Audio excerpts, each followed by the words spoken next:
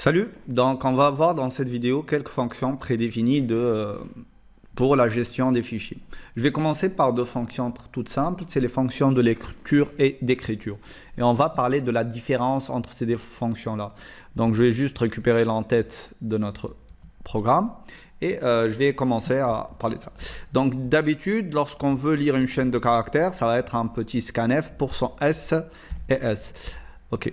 Le seul problème avec cette fonction-là, c'est que si on lui demande de nous lire un nom composé, par exemple, je ne sais pas, Mohamed Ali, donc je vais lui dire printf pour son S, et je vais lui donner la chaîne S qu'on vient de lire avec un quart S de 10, de 20, allez. Ok, donc si je vais exécuter ce code-là, donc gets put, ok, si je lui dis Mohamed Ali, tout simplement, elle va nous afficher Mohamed. Pourquoi? Parce que le scanf, elle s'arrête sur deux séparateurs. Ces deux séparateurs sont l'espace et le retour à la ligne. Donc, en faisant un scanf, elle va dire juste la première partie. Donc, on peut remplacer ce scanf-là par une petite fonction qui est destinée aux chaînes de caractères, qui est la fonction gets. Gets, elle fait quoi? Elle fait un get, donne-moi un S string, donc donne-moi un en entier, il suffit de lui passer le nom de la chaîne à lire et d'exécuter ce même code là. Et là, si je lui dis Mohamed Ali, elle va lire Mohamed Ali. Pourquoi? Parce que le seul séparateur qu'elle va utiliser, c'est les séparateurs espace.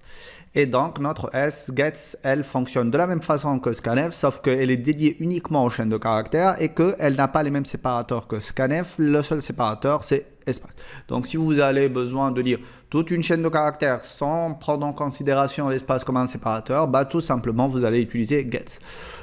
Put, c'est l'équivalent de printf, d'accord? Et donc là, ça va être une petite fonction puts, et là je vais lui passer comme paramètre la chaîne affichée. La seule différence, c'est que puts, elle retourne à la ligne à la fin de l'écriture. Donc vous voyez ici, qu'est-ce qui se passe? Ah oui, voilà, je dois l'y écrire, donc Mohamed Ali. Et là, vous voyez qu'il y a un petit espace de plus parce que tout simplement, elle fait un retour à la ligne supplémentaire. Voilà, ça c'est les deux fonctions de lecture et d'écriture, gets et put. Maintenant, on va voir une petite bibliothèque assez sympathique qui est la bibliothèque string.h. Donc string.h, elle va vous fournir une infinité de fonctions adaptées aux fonctions sur la chaîne de caractères.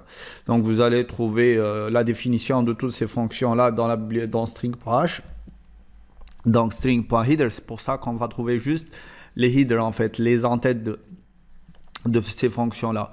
Donc, il y en a plusieurs. Donc, nous, on ne va pas tout voir. On va juste aller voir les fonctions qu'on trouve un petit peu très utiles pour la gestion quotidienne des chaînes de caractères. D'accord? Donc, la première fonction que je vais vous montrer, c'est la fonction qui va nous afficher, donc on va faire un petit printf, la taille d'une chaîne de caractères. Et donc pour lui dire, va nous lire la taille d'une chaîne de caractères, on va utiliser la fonction strlen. Et cette fonction strlen, qu'est-ce qu'elle prend en paramètre? Elle prend le paramètre la chaîne S. D'accord? La plupart de ces fonctions ont comme préfixe str pour dire string. Et en suffixe, en fait, une abréviation de la fonction que vous allez utiliser. Si on va avoir besoin de la taille d'une chaîne, donc le length, donc d'où le nom strlen. D'accord? On va aller exécuter ce code-là. Je vais lui dire test. Et là, elle va m'afficher 4. Donc, elle comptabilise les caractères indépendamment de l'anti/0 qui est ajouté automatiquement. Donc, qu'est-ce qu'elle fait réellement? Elle fait une boucle sur la chaîne et elle va compter les caractères jusqu'à atteindre l'anti/0. Ça, c'est notre première fonction qui est strlen, string length. OK? Donc, la deuxième fonction que je vais tester pour vous, c'est la fonction str copy. Donc, on va lui dire qu'on va avoir une autre chaîne S1. Bon, je vais faire des chaînes assez longues pour ne pas avoir de problème. Et là, je vais lui dire, imaginons qu'on a cette chaîne-là qui contient, par exemple, bonjour. D'accord? Et cette deuxième-là, chaîne qui va contenir test. Voilà, tout simplement. En fait, strcopy, si on revient à la définition que nous avons dit, donc str pour dire string, copy pour dire copier, tout simplement. Elle prend en paramètre la chaîne destination et la chaîne source, d'accord? Donc déjà, en faisant un str copie de S1, je vais copier S1. Si on va aller chercher la définition au niveau de string.h, je vais faire un str copie. Et ben, on va trouver que pour str copie, qu'est-ce qu'elle fait? Elle nous dit ça va être la destination et comme deuxième paramètre, ça va être la source. Donc ici, la chaîne qu'on va copier dans quel endroit. Ce qu'il faut comprendre, et c'est très important, c'est que cette fonction-là, elle prend des adresses. Elle s'en fout de S ou de S1. Ce qu'elle va prendre, c'est la valeur de S. Donc, si je lui dis S plus 3, elle ne va pas savoir que la chaîne, elle commence à partir de S, que je me suis déplacé 3 caractères. Et réellement, elle s'en fout.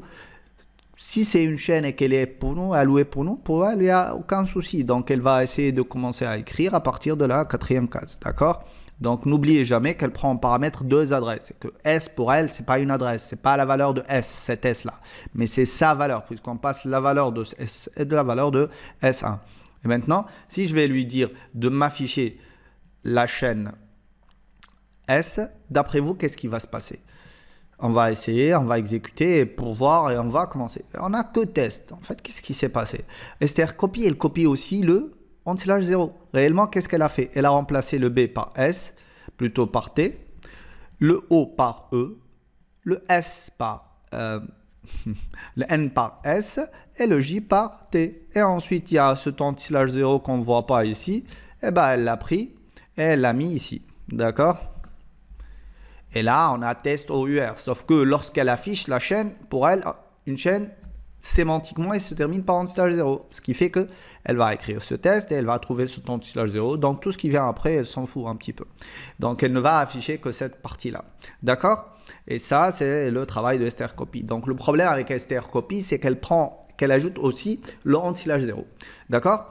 Donc, pour gérer ce problème-là, on nous a donné une nouvelle fonction qui va s'appeler strn copy.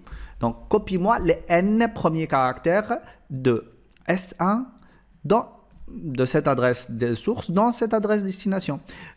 Et donc, ici, si on veut qu'elle nous copie tous les caractères de test, indépendamment de quoi?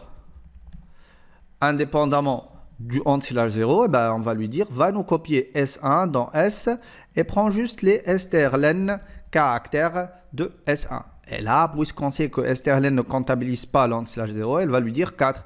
Donc, elle va juste copier test. Et là, si on exécute et qu'on affiche, on va voir test our. Voilà. Vous voyez? Et donc là, on a pu voir les deux variantes de str copy et strn copy. Donc, str copy, elle va copier toute cette partie-là ici. Et strn copy, donc elle va nous permettre de copier les n premiers caractères de S1 au niveau de cette adresse-là. Donc, il faut toujours comprendre que ça, c'est des adresses. Donc, si je lui dis S plus 2, bah, tout simplement, il va aller pointer sur cette valeur-là et commencer à écrire. Donc ici, si je fais comme ça, voilà, beau test R, et ça marche. D'accord? Il ne faut pas oublier ça, c'est très important. Voilà, donc on va avoir dans les prochaines vidéos d'autres fonctions sur les chaînes de